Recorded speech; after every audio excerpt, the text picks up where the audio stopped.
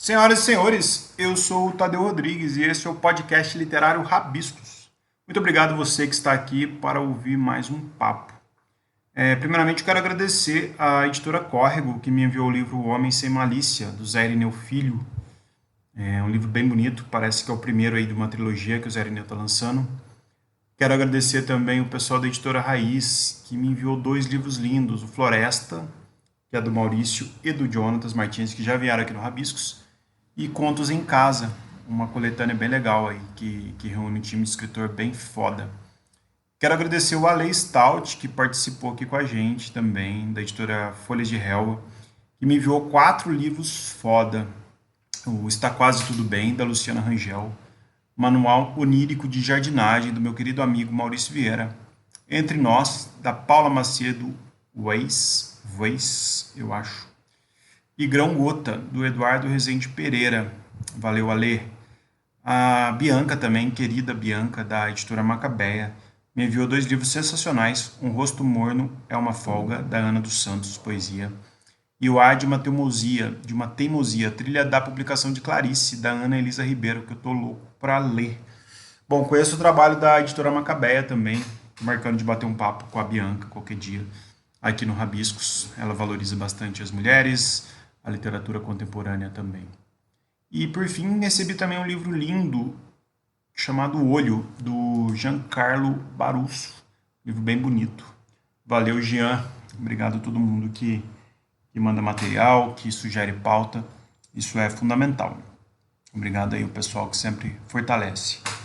Bom, hoje o papo é com a dona da casa, que dividiu a bancada comigo por 2 anos de Rabiscos, Jéssica Balbino, que vem hoje na condição de entrevistada, vem falar sobre o lançamento do seu livro Gasolina e Fósforo. Eu já li o livro e fiquei encantado. Falei nos stories e falo aqui de novo, eu acho que é o melhor momento da Jéssica, que apresenta aí uma prosa fodida de boa, uma prosa de impacto. O papo surge também dentro da urgência do corpo, na discussão que permeia a militância da Jéssica ao tratar sobre gordofobia, sobre corpos dissidentes, sobre espaço no mundo. Faz a gente pensar o quanto dói a esses corpos por simplesmente existirem, o quanto afronta o mundo a não se encaixar em padrões.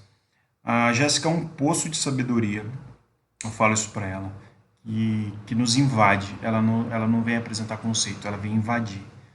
Ela mostra muito que a resistência é sinal de vida, que pulsar o corpo não é uma simples escolha. E fazer a gente refletir sobre os corpos que nos fogem ao conceito massivo das perfeições das redes, dos comerciais, é o que nos faz ser parte de uma sociedade. Eu aprendo muito, né? Porque a gente ouve falar sobre tantas lutas emblemáticas, sobre tantas lutas de fácil compreensão, e quando a gente fala sobre o corpo gordo, a gente já vem com um conceito carregado ou de preconceito, ou de uma falsa preocupação pela saúde, ou de uma falsa premissa de glamorização da obesidade. A gente falou sobre tudo isso. O livro da Jéssica vem forte, vem com histórias ficcionais e não ficcionais, com um lirismo, posso falar, de vanguarda, com uma poética que faz com que a gente se sinta responsável pelo que de fato somos, pelo pensar, pelo reagir, pelo sentir. Eu sou muito feliz de poder falar sobre isso aqui no Rabiscos. Eu sei o alcance que o Rabiscos tem, e falar isso junto com a literatura, a Jéssica colocando um material no mundo aí, um material eterno, com um livro maravilhoso, editado aí pelo querido Daniel Minchoni, que inclusive editou o meu livro de poesia pela editora Selo do Burro. É uma honra para o Rabiscos. Bom, sem mais delongas, vamos ouvir o papo. Quem me acompanha sabe que eu falo que eu faço tudo sozinho. Eu faço as artes, eu gravo, eu edito, eu subo o episódio. Então me perdoe se em algum momento tiver alguma falha. Eu faço o meu melhor. Me perdoe também se vocês ouvirem ao fundo, eventualmente, um latido de uma cachorrinha. É a minha cachorrinha, a Frida, que às vezes gosta de participar, porque ela entende muito mais do que eu de literatura. É isso, vamos lá, espero que vocês gostem. Jéssica Balbino, você tá do lado de lá hoje. Hoje eu tô do outro lado da bancada e olha, eu tenho que confessar uma coisa. É muito estranho pra mim esse lugar. Eu tenho muito problema com ser entrevistada.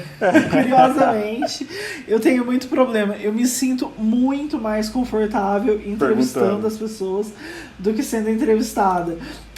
Mas às vezes é preciso, então hoje eu tô do outro lado da bancada. Queria já agradecer o espaço, porque eu tô nessas, né? Eu não tô no Rabiscos, mas eu tô aqui toda semana, então... Você é de pra quem achou que... Pra quem achou que ia ficar livre de mim, tá muito enganado. Eu tô aqui de novo, não tá tendo jeito. A galera vai ter que me aguentar nesse podcast. Eu tô muito feliz de entrevistar você, e até porque é um projeto que a gente fala no Rabiscos há muito tempo, né? A gente sempre fala, eu sempre puxo sua orelha também, né? Por conta da demora que foi. Mas aqui estamos... Não, mas você puxa com razão. Mas aqui estamos falando do seu livro, Gasolina e Finalmente! Finalmente! Salve de palmas, nem acredito. Salve de palmas. Finalmente, isso é muito né? Bom. Agora o livro tá na pré-venda, está acontecendo, o Brasil tá ao vivo, tá acontecendo nesse momento. Tá rolando e o livro vai acontecer. O seu livro, porra, eu li ele, ele é um livro muito potente pra caralho. E assim, é muito sua cara, assim, você conseguiu dar uma identidade ainda maior pra sua prosa, assim, eu gostei muito disso. E foi um livro que se demorou pra escrever, né, Jéssica? Conta pra mim um pouco disso, como que foi esse período de produção. Foi demorado, né? E é isso, eu acho que é muito parte de um processo pessoal, assim, de criar coragem, porque igual eu falei, tipo, é um lugar desconfortável pra mim estar aqui sendo entrevistada. Por incrível que pareça, é um lugar desconfortável pra mim, eu tava me mostrando como eu me mostro no livro, que é uma coisa que normalmente eu tento esconder. Então, por mais que, sei lá, eu poste nude nas redes sociais, mas são temas do livro que são temas extremamente íntimos e que poucas pessoas conhecem ou acessam, né? É uma coisa muito de amigos mais próximos, assim.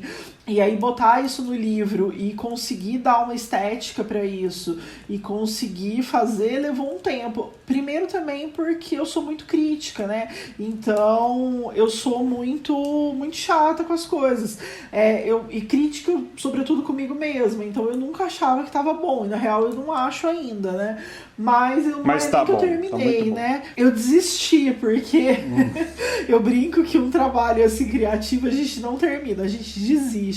É bem isso e mesmo. Aí eu desisti, eu resolvi entregar, porque é isso, eu passei anos falando, né, do livro, assim, já tem aí bem uns 4 anos que eu comecei esse processo de confecção, de reunião de alguns escritos, de organização e de dar essa cara, e eu vim escrevendo ele ao longo desse tempo, mas sentar, parar para organizar e tudo mais foi difícil, porque é revisitar muita coisa, né? É revisitar muita dor, é revisitar muitos lugares que, sei lá, se eu queria de fato tá revisitando e tal.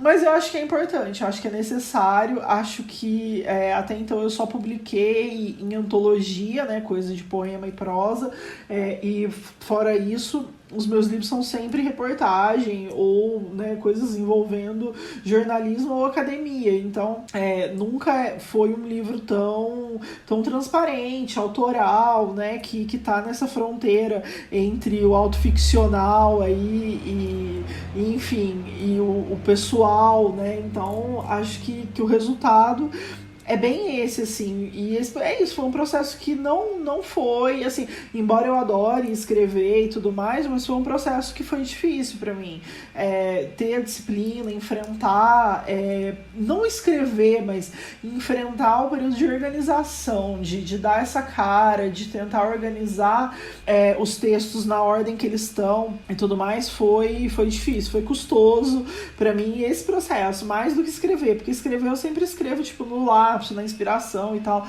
Agora, arredondar isso, tirar as arestas do texto, dar uma limpada, fazer a leitura crítica e tal, foram processos diferentes, mas foi muito gostoso também, assim, agora, né, que tá pronto, eu vejo que foi um processo bem divertido de ser feito, assim, apesar de custoso, mas teve um prazer, teve uma diversão, tive bons momentos fazendo isso também. Você tem feito vídeos performáticos lindíssimos, artísticos. Você tem feito fotos artísticas. E você falou que foi um livro custoso de escrever, né? Que é um tema que mexe com você, que de certa forma é revisitar dores, como você falou. E se você revisitou as dores para escrever sobre ele, como que você acha que vai ser as suas dores solta pelo mundo para quem quiser ver, quem puder ver, para você, no seu íntimo, não como escritora, mas como pessoa? Nossa, que pergunta difícil, porque...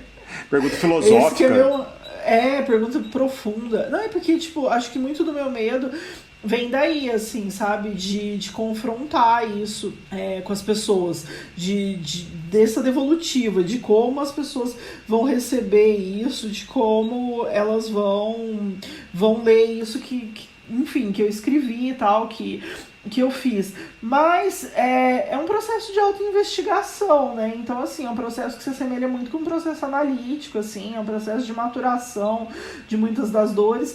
E é uma coisa que eu precisava falar, então eu acho que são fragmentos de coisas que eu silenciei durante muito tempo. E aí era uma coisa que eu precisava partilhar, assim, são angústias que eu precisava colocar no papel e que eu precisava levar isso para outras pessoas. E aí eu comecei a jogar algumas coisas, igual você falou, tipo, jogar algumas coisas no Instagram, fazer os vídeos, gravar isso com uma outra cara também, com uma outra estética, tirando o texto só do livro, do papel, e jogando ele para um outro contexto. E foi muito, muito interessante, tipo, fazer isso. As respostas que eu recebo são muito legais, as pessoas se identificam, né? Então eu tenho muito pra mim que quando a gente partilha uma dor, partilha alguma coisa assim, as pessoas vão se identificar, né? Tipo, vão se conectar de algum modo com aquilo, e de fato as pessoas se conectaram, na grande maioria das vezes, né? Assim, tipo, o que é até muito louco, porque daí eu não recebo hate e eu começo a achar que tem alguma coisa errada, quando eu não sou odiada, ou quando alguém não tá me perseguindo por aquilo ali, não tá me atacando, eu começo a achar que tem alguma coisa errada. Mas tem sido legal a resposta, assim, tem sido mais de acolhimento e menos de hate do que eu imaginava. Eu tava muito preparada pro pior, assim, e zero preparada para receber elogios. E aí não tô dizendo que, nossa, o que eu fiz é extremamente fantástico, nem nada disso, mas é bom ser elogiada também, é bom receber esses elogios, e daí tem sido massa essa resposta, sido bacana. Eu acho que é absolutamente fantástico o seu livro, que eu li, assim, tranquilamente, não, você... Mas você é meu amigo, né? Não, se você falar mal dele, vai ser chato. Eu poderia falar só que era um livro legal, mas é um livro absolutamente fantástico. E eu acho curioso, Jéssica, assim, é engraçado, porque o livro, a gente sabe que ele tem um alcance menor do que uma manchete de clickbait, assim, né? Menor que um alcance de um comentário de Facebook. Aquelas pessoas que são haters, quando atacam em massa e batem em alguém, não são pessoas que vão parar para ler um livro, sabe? Então eu acho que você tem você vai ter muito essa experiência. As pessoas que lerem o seu livro, eles vão sentir ele pulsando, como eu senti. Eu que sou uma pessoa, né, todo padrão, tal, homem, magro e tal.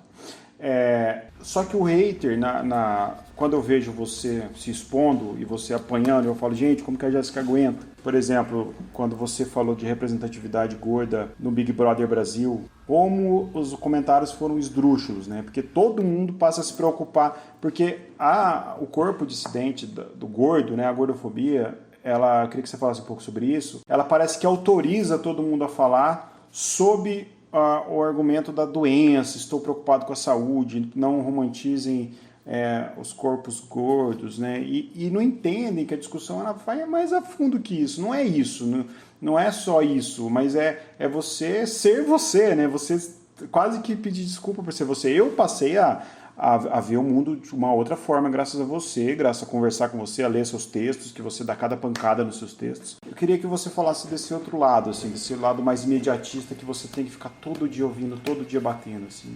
Como que é? Tá, falo sim.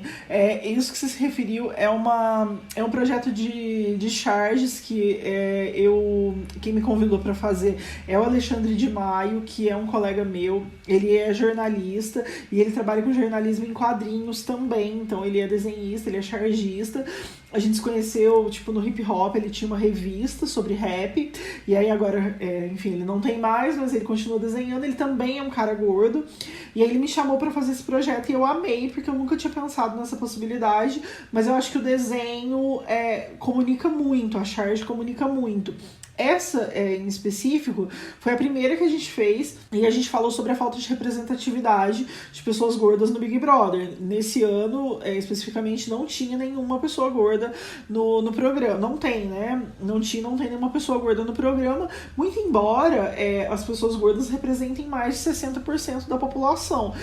E aí, esse lugar, essa posição, que é uma posição de ataque, de certo modo, né, muito menos de vitimismo e muito mais de ataque no sentido de, tipo, chamar atenção para essas pautas e para o preconceito que existe, ela atrai, claro, sem dúvida, muito hate, né? Eu recebo muito hate a partir disso. Essa charge foi... Mas é curioso, porque quanto mais hate tem nessas charges que a gente faz em parceria com o Catraca Livre, mas eu entendo como é urgente a gente falar sobre o tema. Mas a questão da gordofobia é um estigma que é estrutural, que é institucionalizado e que é quase celebrado pela comunidade médica, a partir dessa visão que patologiza o corpo gordo. Então, quando você usa um discurso e argumenta, tipo, mas eu tô só preocupado com essa saúde, na verdade você tá tratando aquela pessoa como uma pessoa doente, sem necessariamente ela ser, até porque a gente tem inúmeras pesquisas que trazem isso e que demonstram que não é necessariamente um corpo doente. E aí, a partir disso, aí se reforça o estigma, porque com essa desculpa, é como se você dissesse, eu posso praticar qualquer violência contra esse corpo, esquecendo que nesse corpo existe uma pessoa, então anulando toda a subjetividade que essa pessoa tem enquanto ser humano, e aí é praticado qualquer tipo de violência. Inclusive quando você... E assim, aí quando a gente para pra pensar, sei lá, etimologicamente, nos termos, nas coisas, quando a gente vê campanhas e tal, tipo, de combate à obesidade, o que você tá dizendo? Que você vai combater esses corpos. E aí quem vive nesses corpos são pessoas. Por que as pessoas querem combater o corpo? Porque é um corpo doente? Será? Porque, sei lá, não vejo ninguém querendo combater corpos de crossfiteiros que estão se entupindo de bomba pra ficar bombado. E que, de repente, estão com a saúde mais fragilizada do que a minha, que sou uma pessoa gorda. Então, assim, é uma discussão muito ampla, é uma discussão com várias camadas. Eu não tô dizendo que, sei lá, qualquer pessoa gorda é uma pessoa saudável, mas aí se utiliza muito esse argumento de romantização da obesidade, né? E aí só que aí eu fico me questionando, né? Tipo, o que é romantizar a obesidade? É existir? Porque a pessoa gorda, ela não pode estar fazendo nada. Se ela estiver comendo um prato de salada, ela tá romantizando a obesidade. Se ela estiver, tipo, fazendo exercício, ela tá romantizando a obesidade. Se ela estiver parada, esperando o ônibus, ela tá romantizando, porque ela tá existindo. Então, ela existir no corpo que ela tem, sem querer se curvar ao padrão imposto, ela é lida como uma pessoa que está romantizando um tipo de doença. Só que é isso, né? Tipo, todo mundo fuma e ninguém fala do tabaco, né? Todo mundo bebe e ninguém fala da escravidão nos campos de plantio de cana-de-açúcar. Então, assim, é com isso que as pessoas estão preocupadas, ou elas só querem opinar num corpo que se tornou um corpo público. Então, vai muito nessa linha, assim, esse posicionamento.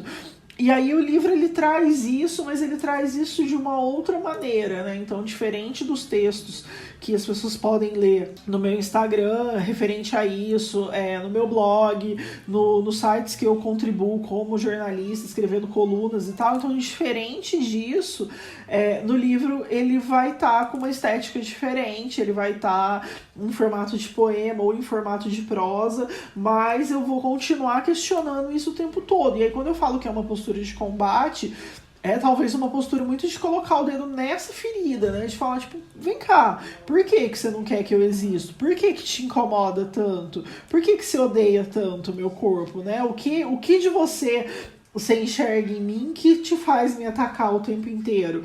E é uma conversa, né? Acho que o livro é muito para ter essa conversa, assim, que é uma conversa que não é tranquila, que tem muita raiva, né?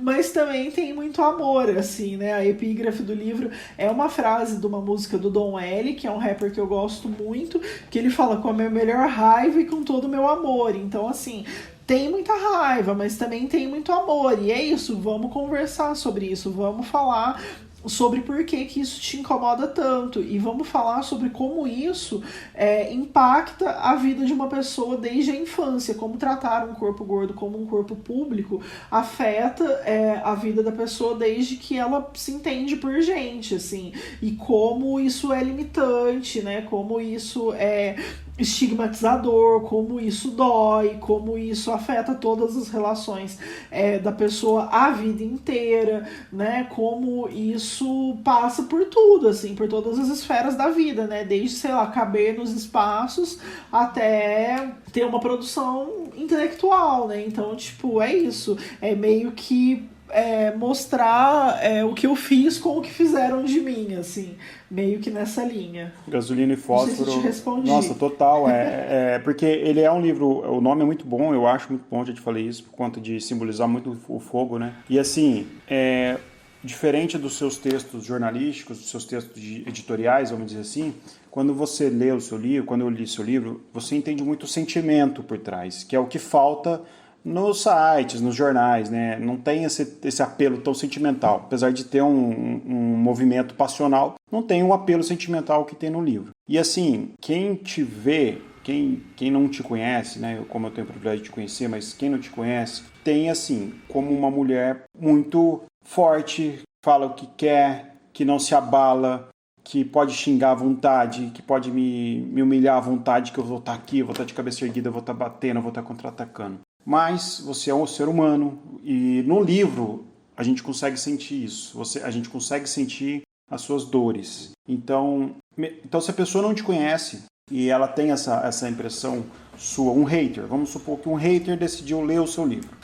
Eu acredito que se isso acontecesse, que eu acho que a resposta para os haters tem que ser essa: leia meu livro e depois a gente conversa, porque vai entender que essa discussão rasa toda de preocupado com a sua saúde, obesidade é doença, linkar sempre necessariamente a isso, vai entender a profundidade que é o sentimento de um corpo gordo, por exemplo.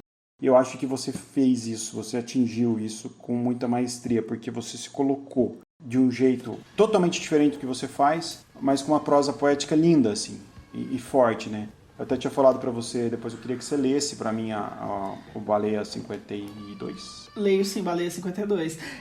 Eu leio sim, e é muito nessa linha, Tadeu, assim, fala para as pessoas que eu sou fofa, porque as pessoas acham que eu sou sempre muito brava, e muito incisiva, e muito violenta, mas eu não sou. Fala para as pessoas, você é meu amigo. Você é muito fofa. Eu sou muito fofa, fofa.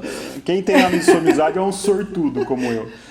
Eu sou muito legal, mas é isso. Eu acho que vem muito de um lugar de defesa também, assim, né? No sentido de, tipo, se eu não me defender, ninguém vai fazer isso. Então, eu tenho que estar sempre pronta para esse ataque, assim. É isso. Muitas vezes eu causo, né, esses ataques, mas é para pautar a discussão, porque senão você vai só tomar chumbo, né? Então, assim, a escolha entre ficar ali tomando chumbo, sendo vítima disso, ou a escolha de me posicionar contra isso. E aí eu me posiciono contra de todas as maneiras que eu consigo, né? Sendo através da charge, através dos textos jornalísticos, agora através do livro.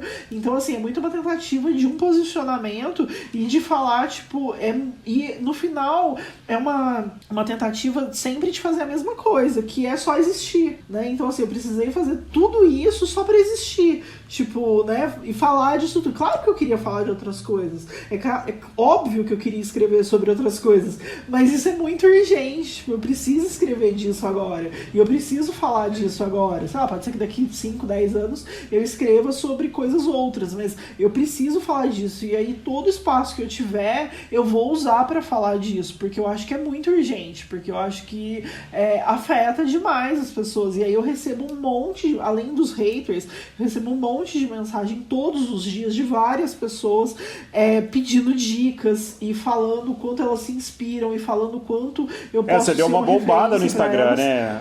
Com essa Eu tô muito famosa no Instagram. Tá muito famosa. Foi olhar lá, você falou, caramba, você ganhou muitos seguidores. Isso mostra também o outro lado, né? Que você tem uma galera que passou a te conhecer e falou, não, eu concordo com ela, né? E aqui desse lado que eu vou estar, né? Não, isso é legal também, né? O hater traz bastante seguidores e tal. Mas mais do que isso, né? Assim, mais do que número. Hoje o Rodrigo Casarim, que é nosso amigo, ainda me zoou também. Você falou, você tava na campanha pelos 10k, né? De seguidores, você arrasta pra cima, você tá com quase 20 e tal. E aí eu Até falei, pouco tempo você tava fazendo pra 10k. Tava, não foi, já faz quase um ano. Foi em junho do ano passado que eu cheguei nos 10k.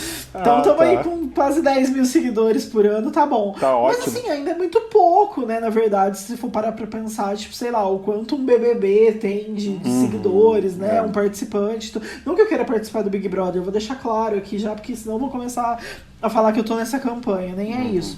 Mas é muito... Eu ia gostar de ver você no Big Brother, eu ia sofrer, eu acho. Nossa, bom, você ia ter que me esperar na porta, porque a gente ia sair de lá direto pra delegacia, né? Então, assim, você ia realmente sofrer. Você ia trabalhar bastante. Mas eu acho que eu ia ficar muito angustiado de te ver no Big Brother. Claro que você ia. Você ia ficar lá na porta me esperando, porque eu ia sair com a rejeição maior do que a da Carol Conká. Então, assim, é um tipo de lugar que a pessoa tem que saber que não é pra ela, né? Então eu já sei que não é pra mim. Mas é muito isso, assim. Não que, assim, os números, eles são pessoas também. As pessoas me importam. Mas não por isso, assim. Eu não faço por isso. Mas eu acho muito curioso que esse movimento acontece. E acontece inverso também. Tipo, né? As pessoas querem...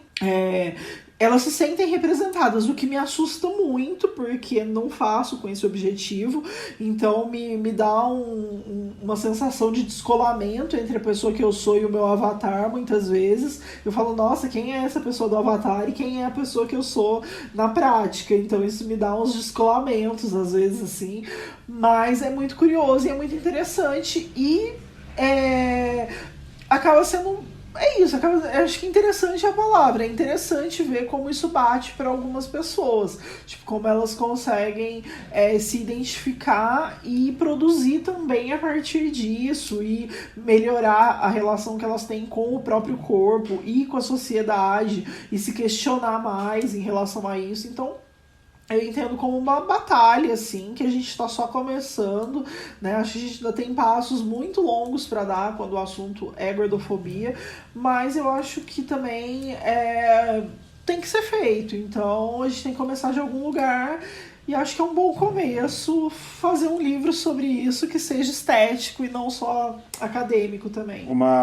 Sempre me falam, assim, quando o pessoal sabe que nós temos posicionamento mais de esquerda, nós temos... Eu até vi um meme esses dias falando assim, se você vai discutir com uma pessoa de esquerda sobre o Lula, você pode falar assim, não, de fato, o Lula se vendeu um pouco aos banqueiros na época, acabou fazendo uma política neoliberal e tal, poderia ter melhorado, mas se você vai discutir com o bolsonarista, você fala assim, vai tomar no cu, o Lula é a melhor coisa do mundo, é a vida.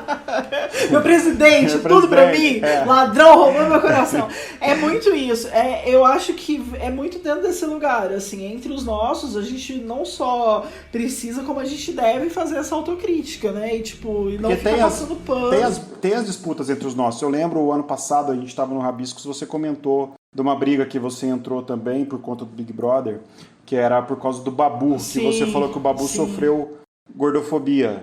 Eu fui cancelada. E aí a discussão era do movimento, de uma mulher que era do movimento negro, falou, não, você está diminuindo o fato dele ser negro, né? E você falou, não, mas não não estou diminuindo nada, eu estou falando que ele ser negro e gordo é mais pesado do que ele ser negro magro. E assim, é a gente brigando com a gente, né? É as pessoas... O tempo todo. Social e tal. Como que dica você dá para esse mundo que fala isso, assim, que às vezes deslegitima toda uma luta porque a gente tá brigando entre a gente, né? Recentemente também no Big Brother teve a Lumena, que queria militar e ela também foi cancelada.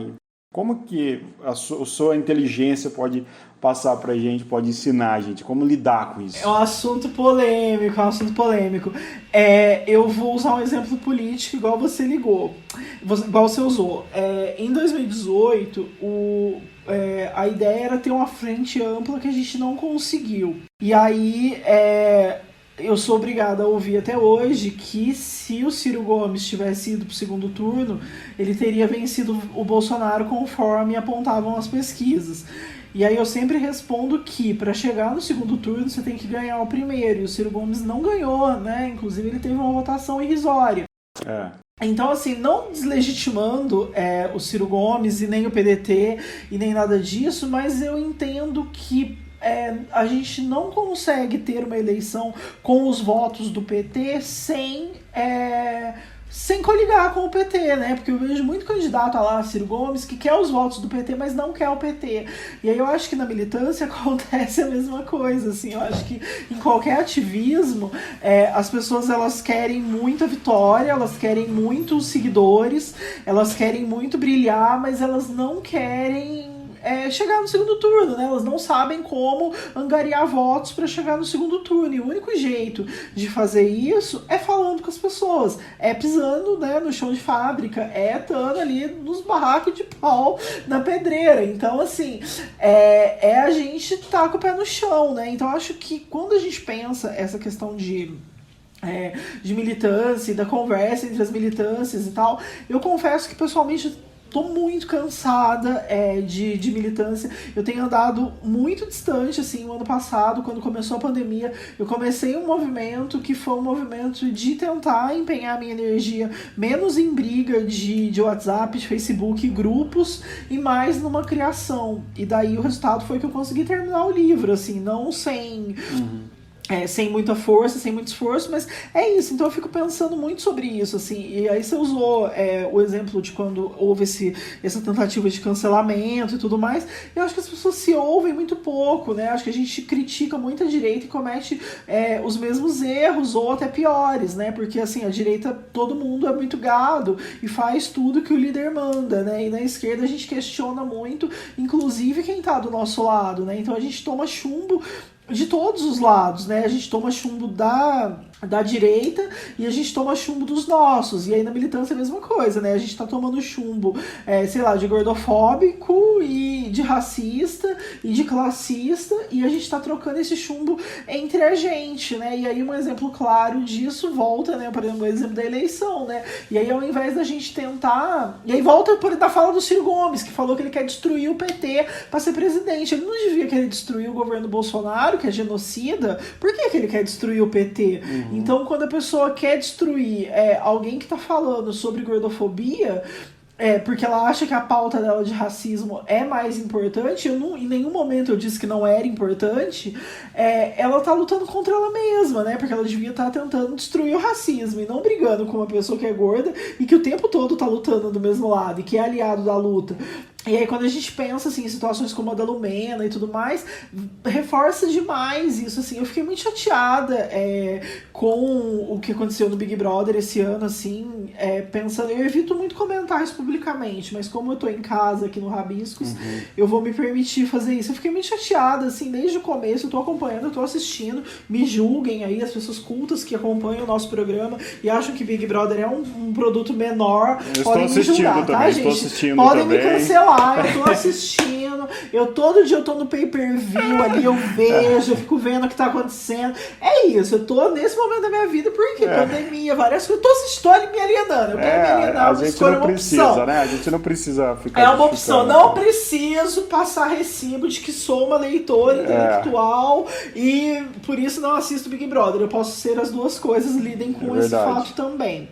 Mas eu fiquei muito chateada, porque eu acho que assim, as pautas ficaram todas muito misturadas, ninguém ouviu ninguém, as pessoas se atacaram muito, e eu acho que isso é um momento muito interessante pra gente pensar pra quem a gente tá falando também. Porque a Lumena tem um trabalho interessantíssimo, mas ela não conseguiu comunicar esse trabalho. E aí ela ficou metendo uns academiceis dentro da casa e que ninguém entendia nada. E, tipo, isso arruinou toda a jornada dela dentro do programa. E aí eu penso muito sobre isso, assim, sobre a própria militância e tal, sobre como muitas vezes a gente arruína pontes por não dialogar, por não conversar, por não se ouvir, por atacar antes de qualquer coisa, por julgar que a nossa pauta e a nossa dor, consequentemente, vai ser sempre maior que a do outro. Então, você não tem um espaço para ouvir ninguém. E aí eu tenho tentado me afastar bastante, assim, desse tipo de militância e me aproximar muito mais de um trabalho que eu acho que é mais efetivo, que vem nessa linha, que é produzir charge, que é escrever, que é fazer coluna, que é fazer matéria, que é falar sobre isso, sei lá, em live, em mesa, em rodas de conversa, que é tentar fazer isso de uma maneira que seja mais acessível para todo mundo, e não só para, sei lá, para quem tá no mestrado na universidade pública, ou para quem tá na minha bolha do Twitter, porque eu acho que é muito urgente a gente furar essa bolha, eu acho que é muito importante que a gente consiga trazer opiniões diferentes, que a gente consiga falar com diferentes tipos de pessoas, e eu percebo que, sei lá, tipo, eu até tuitei esses dias que eu falei que eu queria ter a moral ilibada igual os tuiteiros têm, os que julgam os comportamentos dentro do Big Brother, porque todo mundo é perfeito no Twitter, né? Nossa. E aí eu vi que você colocou alguma coisa assim, ninguém erra, né? Todo mundo é maravilhoso, todo mundo... E assim, a gente sabe que na vida não é assim, a gente sabe que as pessoas são falhas, que elas vão ser contraditórias, que elas vão ter opiniões erradas, que elas vão ramelar com a gente, né? Nem tudo é tão claro, né? Acho que as coisas têm muitas nuances, assim, e a gente precisa parar e pensar sobre elas, né? E esse episódio, por exemplo, do Babu ano passado, reflete muito essa nuance, né? Assim, quando o que eu falei foi totalmente anulado, e aí eu só não fui chamada de santa, eu lembro que eu tinha feito até uma lista, assim... Você fez uma lista de todas as ofensas, E porque, assim, era tão absurdo que pessoas que nunca tinham me visto, que nunca tinham falado comigo, mas porque aquele tweet viralizou, elas vieram me atacar, assim, e que não sabiam nada da minha história e nada do meu comportamento e tal, e me criticaram muito a partir dali, assim. E se eu não estivesse num momento bom e com a cabeça boa, muito ciente de como é o meu trabalho enquanto uma pessoa branca aliada de uma pauta preta, eu teria surtado, eu teria ficado muito mal. Mas eu não fiquei justamente porque eu tô com essa consciência, eu sei do trabalho que eu faço, da importância, enfim. E você levou com ironia também, foi legal isso. Você... eu meio que, tipo, beleza, então. Meio que caguei. Meio que beleza, então. Aí, galera, cancela então, que eu tô aqui meio ocupada e tal. Mas aí eu fiquei pensando, isso, desde aquela época, me colocou pra pensar sobre isso, assim, sobre como a gente trata as nossas pautas e como a gente entende que elas são mais importantes do que outras e como quase sempre isso é na violência, né? E daí a gente se posiciona tanto contra o governo, que é um governo violento e tudo mais, mas a gente age do mesmo jeito, né? Então... Eu lembro que naquela vez teve até uma pessoa que comentou assim, essa menina gosta de arrumar rolo mesmo, alguma coisa assim muito superficial, muito supérflua sobre você. Eu falei, nossa, da onde que esse povo tá falando que conhece a Jéssica? Tipo, o que ela tá falando, essa pessoa tá falando, né? E te desmerecendo por lutar, né? Por fazer alguma coisa. Eu sou um pouco treteira, assim, não escondo que eu não sou. Eu acho que eu sou briguenta. Mas eu não tava brigando com ninguém aquele dia, eu tava só fazendo um comentário. Sim, virou uma bola de neve, supostamente deveria ser uma coisa muito inocente, né? Virou uma bola de neve. Mas é isso, assim, não peguei pra mim o cancelamento, não me sinto, eu gosto de brincar, porque eu acho que é chique falar que foi cancelado. Acho que é uma coisa meio de celebridade, assim. Mas de fato eu não me sinto necessariamente cancelada, né? Eu não tive nenhum prejuízo, tipo, de perder seguidores e tudo mais. Não mudei a minha pauta, não mudei a minha postura, mas é isso, é porque eu tô bem em paz comigo mesmo. Acho que a gente já fez um episódio aqui sobre cancelamento e sobre como ele pode ser nocivo, né? Sobretudo para pessoas que são marginalizadas em algum nível. E aí a minha preocupação é só nesse sentido, mas nem é tipo comigo, assim, nem com o meu trabalho, nem nada. Acho que Tem sido um trabalho muito sólido já e muito sóbrio em vários sentidos, para eu não ficar, tipo, insegura em relação a isso. Eu tenho uma insegurança em relação ao retorno, do que as pessoas vão ler e tudo mais, o livro, por ser um trabalho que eu me mostro mais, mas é muito mais no âmbito subjetivo e, tipo, muito pessoal do que como vai repercutir na internet, assim. Acho que eu já tô meio calejada com isso. Eu acho que você podia ler pra gente, então. Leio, o Baleia 52, que eu até é um dos que eu marquei aqui, porque eu acho que ele resume muito o sentimento, assim, de expressão do livro, sabe? Não sei se eu enxerguei ele assim, mas eu acho que ele seria um texto... Eu gosto dele também. Só pra explicar, eu dividi o livro em 3 capítulos, então é o Gasolina, Fósforo e Meu Corpo em Chamas, e aí ele compõe essa narrativa. Tem alguma coisa de uma ordem cronológica, mas aí eu também não vou ficar dando tanto spoiler. Vocês têm que ler, mas é isso. É um livro que tem muito poema, então dá pra ler aleatoriamente, mas se a pessoa quiser pegar e ler ele do começo ao fim, ela vai entender que ali tem uma história, que é uma história só e que está sendo contada e repetida muitas vezes, dado uma necessidade de repetição.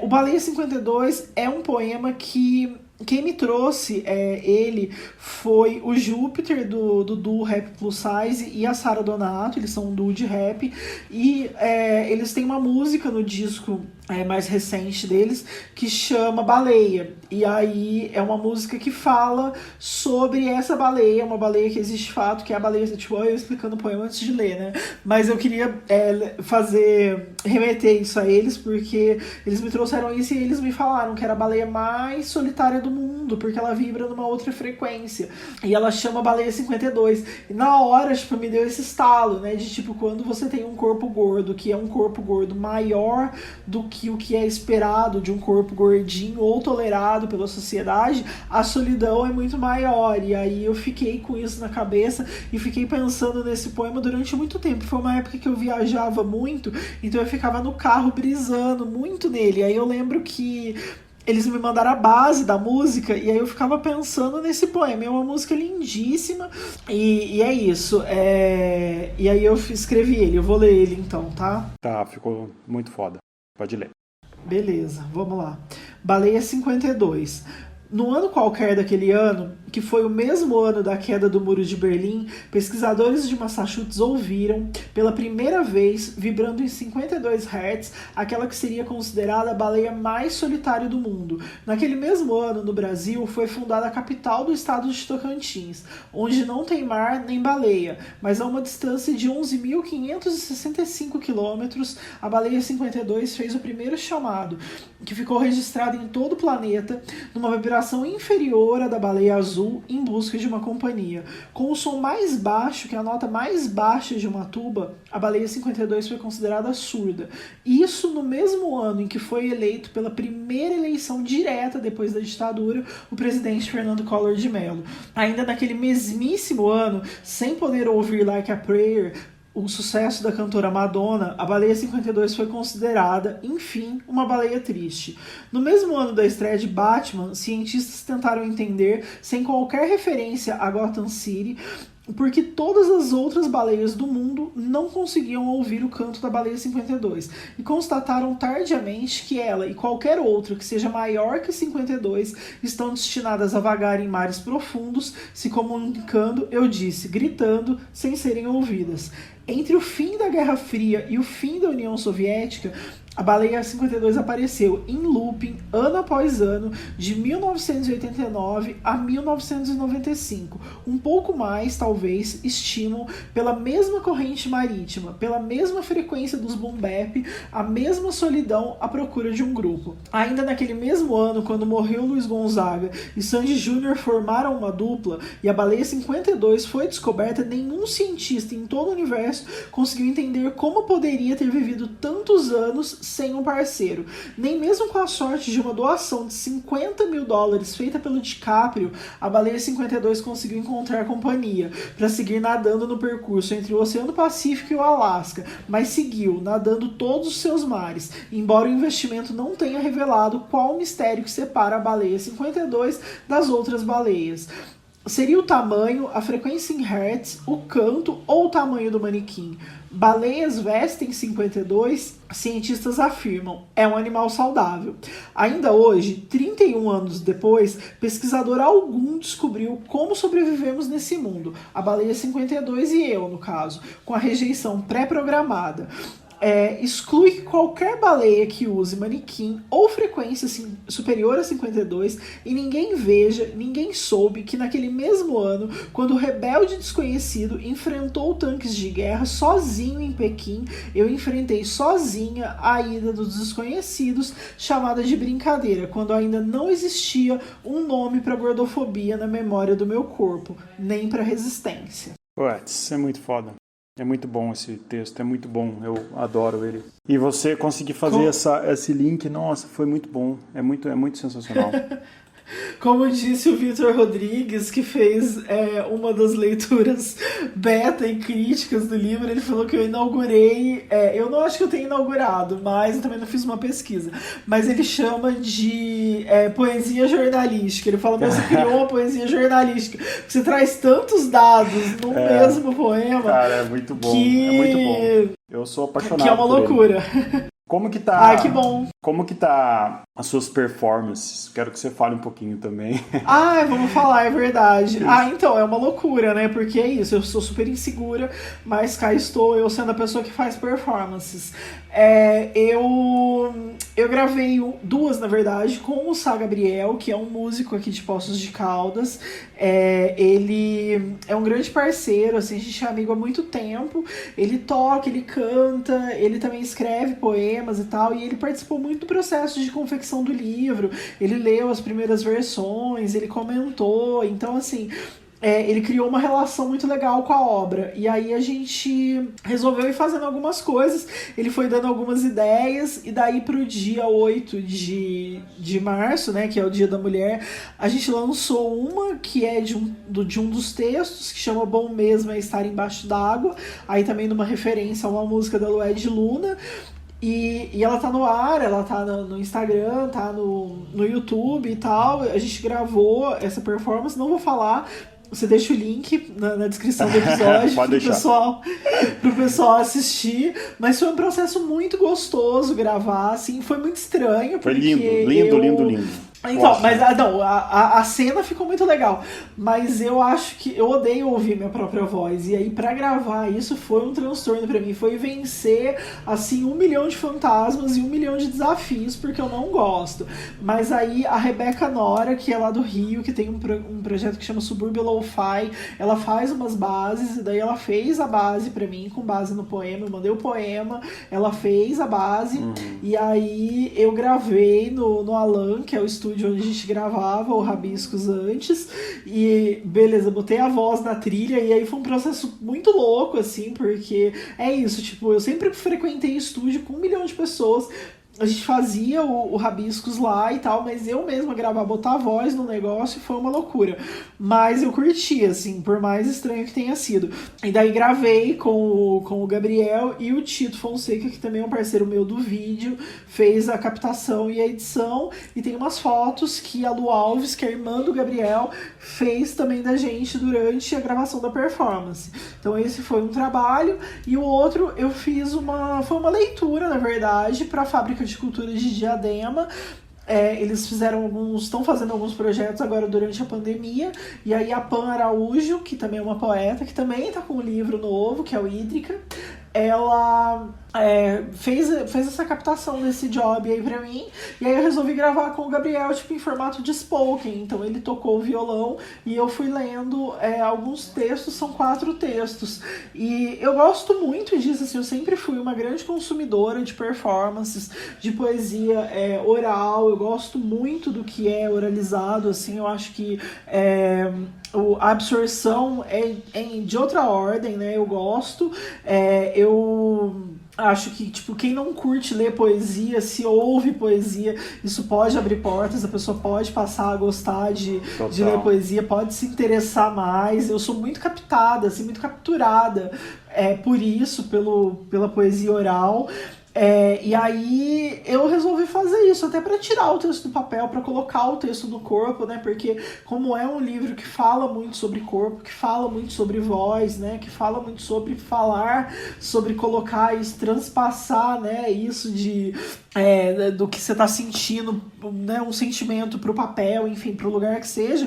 Então eu quis colocar isso quis colocar o corpo para jogo também nesse processo, e aí tem sido massa, assim, fazer isso. Eu quero fazer outras performances, ainda tô pensando de qual texto que eu faço. Agora a gente tá de lockdown de novo, então eu vou ter que dar um tempo aí, esperar um pouco para fazer isso, mas quero fazer mais. Tô pegando gosto pela coisa. Por favor, faça. Até falei que você tem que fazer, porque é muito diferente. É você de um jeito totalmente diferente, até para eu que te conheço, assim, ver você declamando, ver você com aquele fundo musical, ver as imagens, ficou muito legal. O projeto ficou fantástico. É diferente até pra mim. Cara, imagina. Até eu estranho. Agora você imagina a gente, pra quem né? nunca de fato viu. É estranho até pra mim, mas tem sido massa, assim, a resposta tem sido boa, as pessoas têm curtido. E isso é legal, porque são textos difíceis também, né? Não são textos ritmados, não são textos que têm a pegada do slam, que são feitos para serem declamados, né? São textos que foram escritos, então tem muita palavra tipo pegada na outra e tal. Não são textos fáceis, mas tô aí tentando. Acho que tem sido legal esse processo. Eu adorei. Estamos caminhando pro fim. Já. Não quero. Fim já. Estamos chegando a 50 minutos já de papo. O nosso papo voa, né? Eu tenho royalties nesse podcast. Eu quero ficar mais. Você tem carta branca e cartão livre. Eu tenho royalties, eu vou ficar mais. Inclusive você tem todas as senhas. Se você quiser acabar com o podcast, você consegue também. Jamais. Você pode tudo. Isso. Eu amo o podcast, eu nunca acabaria com ele. Eu quero que você Jamais. fale o que você está lendo no nosso quadro Na Sua Estante, Jéssica Balbino. Falo sim. Eu tô lendo Rastejando até Belém. Eu esqueci como é que fala o nome da autora. Peraí que eu vou pegar aqui pra mim te falar. Joan Didion. E tá muito badalado o livro. Eu recebi ele da Todavia, e aí eu tô fazendo parte de um grupo de estudos, porque eu sou dessas, de literatura e psicanálise, e aí vai ser o primeiro livro a ser lido. A gente vai ter uma aula sobre ele a semana que vem, então ele tem aí essa mistura entre a literatura e a psicanálise. É um livro que tem vários ensaios, né? Foi publicado agora pela primeira vez no Brasil, mas é um livro que foi escrito na metade do século passado e tal, então tem uma outra pegada, mas é muito legal o estilo também. Como chama? Rastejando até Belém. Rastejando até Belém. Legal, bonito nome. É muito legal o nome, e o livro também. Eu tô bem no começo, porque eu tava terminei ele anteontem, e daí eu peguei esse, mas tô gostando muito, assim, tô curtindo bastante. E eu vou deixar uma outra indicação, porque eu sou dessas, eu vou usar os meus royalties aqui pra isso. Totalmente. Eu vou indicar O Copo Vazio, da Natália Timmerman, que também saiu pela Todavia. Eu quero ler ele. Quero falar com a Natália sobre ele também. Ai, você vai amar. Eu posso te levar o livro. É muito bom. Fala sobre ghosting, então fala sobre uma moça que, tipo, tava num relacionamento e do nada o cara some. E aí se desenrola toda a partir disso. Acho que também é um livro muito psicanalítico, assim, mas é um livro que muita gente já viveu coisa parecida. Então fica essa dica. E vou deixar mais um, que inclusive o seu exemplar está aqui comigo, que é o Brasa, que é da Mariana Bretti, que é uma autoficção e é também um thriller político de uma jovem que vai pro Congo, e aí tem toda uma história tensa que acontece ali. E ela tá lançando agora também, ela mandou aqui o seu exemplar aqui pra casa, ela mandou os dois pra cá. Então eu tenho que te entregar, acho que você vai gostar muito também. Então fica aí com essas 3 dicas. Muitas dicas boas. Bom, e você, Tadeu Rodrigues, tá lendo o quê? Eu estou lendo. Esses dias eu perguntei o que a galera tava lendo, e tanta gente tava lendo esse livro que eu tive que comprar, que é o da Maria Lúcia Alvim, que ficou um tempo sem publicar, e ela publicou agora o Batendo Pasto, de poesia. que é muito bom. Nossa, que bom que louco. voltou, porque é um livro que todo mundo fala e eu nunca consegui ler também. Nossa, uma galera falou, acho que, assim, quase 10 pessoas me falaram desse livro. Eu falei, opa, aí acendeu aquele sinalzinho, falou, deixa eu ler também, não quero ficar Deixa eu fora. ler, preciso ler. Tá no hype, eu preciso ler. E é um livro que eu tô adorando. A Maria Lúcia, ela usa muitos elementos da natureza nas poesias. Ela usa muitas palavras difíceis pra caralho também, palavras que eu nunca ouvi na vida. Então é bom, porque a gente enriquece nosso vocabulário, dá umas pesquisadas. E ela usa muitas palavras simples também, que é legal. Ela lembra um pouco até o Manuel de Barros, às vezes, o jeito que ela lida. Ela faz uns trava-línguas infantis no livro. É muito bom o livro, é muito bonito. Muito bom. Pela Vou comprar o meu. Pela editora É Relicário. pelo Relicário, né? Eu vou comprar o meu. Boa Vale dica. muito a pena. Jéssica, obrigado. Poxa, que delícia. Eu que agradeço. Posso Quero que falar você que o livro volte. tá na pré-venda? Faça o serviço, Jéssica, por favor. Posso falar disso? Você vai deixar o link. Vou deixar o link. Na descrição do Vou deixar o episódio. link do vídeo também, da performance. Beleza.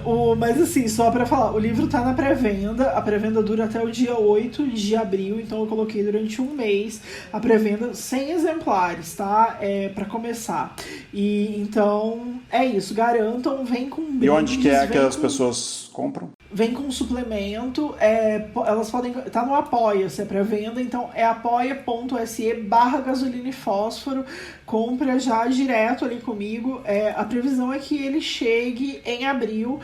E é isso, mas ele está em confecção, já está sendo diagramado, terminando a pré-venda ele vai para impressão e tá ficando muito bonito. Está com uma capa maravilhosa. Lá na pré-venda já dá para acessar a capa, tá lá, tá lindona a capa.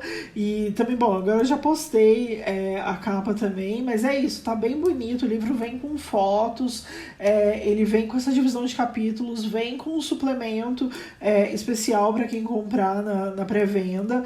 Vem com um brinde, vem com várias coisinhas. Então, comprem, vai autografado também para quem quiser. E é isso. Então, espero que vocês deem essa força, façam essa compra na pré-venda, pois sou uma pessoa pobre, sou uma pessoa autônoma, não tenho dinheiros para imprimir o livro assim à vistão e preciso contar com o apoio de todo mundo. Vamos divulgar. Mas garantam, e obrigada, Tadeu, pelo espaço de divulgação, pelo carinho. Por tudo, é sempre um prazer conversar com você. Nem foi traumático ser entrevistada. Tamo junto. Que eu sempre acho que vai ser traumático, mas não foi. Então, muito obrigada. Muito sucesso pro Rabiscos. Eu sigo acompanhando. Vira e mexe eu vou estar aqui, então não vou nem ficar eu já quero fazer. Já virou patifaria. Eu quero te fazer um convite, então, aqui pro Rabiscos. Pois faça. Estou aqui. Pra já a gente se programar para que a gente apresente juntos o episódio comemorativo dos 3 anos esse ano. Ô, louco, com certeza, apresentaremos, sem dúvida, Então, dúvida. Eu vou ficar chateadíssimo se você não me chamasse. Vamos ver como é que o mundo vai estar, né? Espero que esteja bem. Nossa, eu espero muito que a gente possa fazer mais rabiscos presenciais. Eu também. A vacina funcione, que a gente possa ter eventos, mesmo que não com muita gente, mas sei lá, com tipo 30, 40 pessoas, eu já vou ficar muito feliz e que a gente possa fazer mais coisas ao vivo, é meu grande sonho. Vamos. E aí eu volto a ocupar a bancada vez ou outra. Fechou. Mas estarei sim, com certeza. Beijo, obrigado. Tadeu, muito obrigada. Obrigada a todo mundo. Beijo a todo mundo de gente. casa. Beijo pra Beijão. todo mundo. Bom dia, boa tarde e boa noite a todos. Beijão, Jéssica. Beijo, tchau.